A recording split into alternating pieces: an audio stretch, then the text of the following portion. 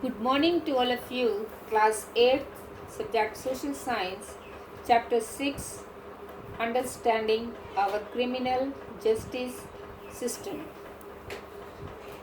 तो dear students, आज हम इसमें पढ़ेंगे कि अपराध की जांच करने में पुलिस की क्या भूमिका होती है. What is the role of the police in investigating a crime?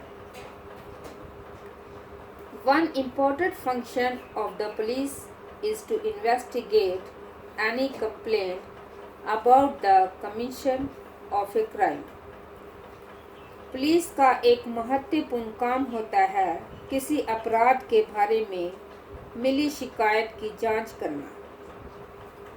An investigation includes recording statements of witness and collecting different kinds of evidence. जांच के लिए गवाहों के बयान दर्ज किए जाते हैं और सबूत इकट्ठा किए जाते हैं. On the basis of the investigation, the police are required to form an opinion. इस जांच के आधार पर पुलिस अपनी राय बनाती है. If the police think that the evidence points to the guilt of the accused person, then they file a charge sheet in the court. तो क्या होता है कि अगर पुलिस को ऐसा लगता है कि सबूतों से आरोपी का दोष साबित होता दिखाई दे रहा है, तो पुलिस अदालत में आरोप पत्र चार्जशीट दाखिल कर लेती है. As stated at the beginning of this chapter, it is not the job of the police to decide whether a person is guilty or innocent. That is for the judge to decide. जैसा कि अध्याय की शुरुआत में ही कहा गया था कि ये तय कर देना पुलिस का काम नहीं है कि कोई व्यक्ति दोषी है या नहीं. ये न्यायाधीश को तय करना होता है. You read in Unit 2 about the rule of law, which means that everyone is subject to the law of the land. This includes the police. दूसरी इकाई में आपने कानून के शासन के बारे में पढ़ा था. इसका सीधा मतलब ये होता है कि हर व्यक्ति देश के कानून के अधीन है. Therefore, police investigations always have to be conducted in accordance with law and with full respect for human rights. तो पुलिस भी इसी कानून के तहत आती है, लिहाजा पुलिस को हमेशा कानून के मुताबिक और मानवाधिकारों के सम्मान करते हुए जांच करनी चाहिए.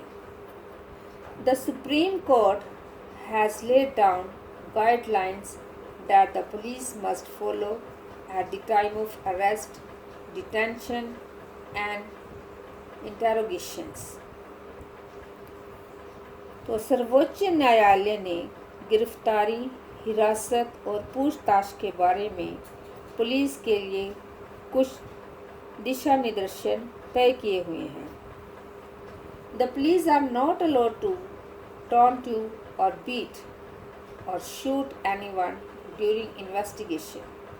They cannot inflict any form of punishment on a person, even for petty offenses. इन दिशा निर्देशों के अनुसार पुलिस को जांच के दौरान किसी को भी सताने, पीटने या गोली मारने का अधिकार नहीं है. किसी छोटे से छोटे अपराध के लिए भी पुलिस किसी को कोई सज़ा नहीं दे सकती. Article 22 of the Constitutions and criminal law guarantee to every arrested person the following fundamental rights. संविधान के अनुच्छेद 22 और फौजदारी कानून में प्रत्येक गिरफ्तार व्यक्ति को निम्नलिखित मौलिक अधिकार दिए गए हैं. The right to be informed at the time of arrest of the offense for which the person is being arrested. गिरफ्तारी के समय उसे ये जानने का अधिकार है कि गिरफ्तारी किस कारण से की जा रही है. The right to be presented before a magistrate within 24 hours of arrest. गिरफ्तारी के 24 घंटों के भीतर मजिस्ट्रेट के सामने पेश होने का अधिकार. The right not to be ill treated or torn during arrest or in custody.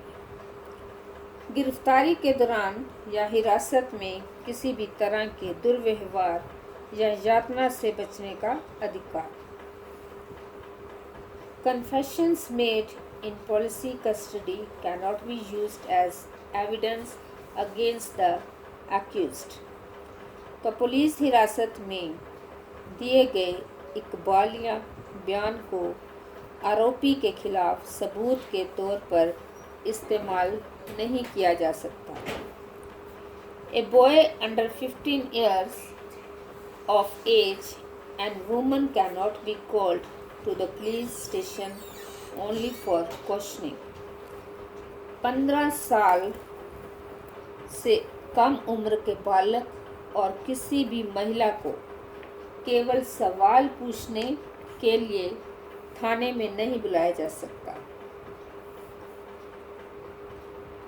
The Supreme Court of India has laid down specific requirements and produces that the police and the other agencies have to follow for the arrest, detention and interrogations of any person.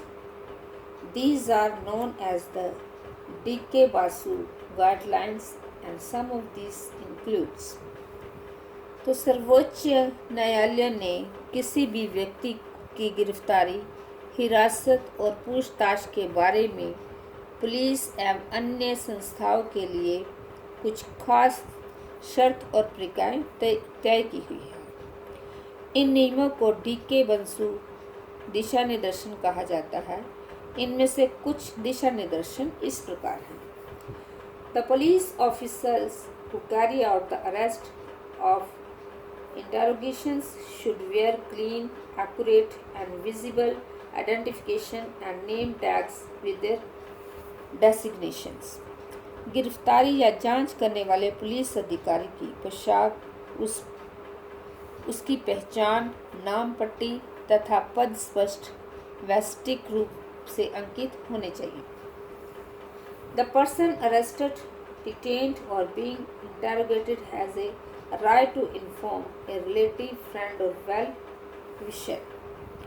गिरफ्तार किए गए, हिरासत में रखे गए या जिनसे पूछताछ की जाती है, ऐसे व्यक्ति को अपने किसी संबंधी या दोस्त या शुभचिंतक को जानकारी देने का अधिकार होता है.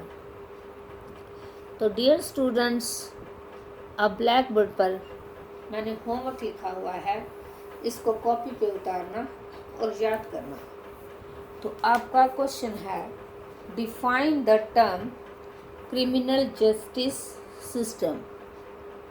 तो इसका आंसर ब्लैक बोर्ड पर लिखा हुआ है. Criminal justice system is the body of law और court regulating the inquiry into whether a person has violated criminal law or not. Thank you and have a nice day.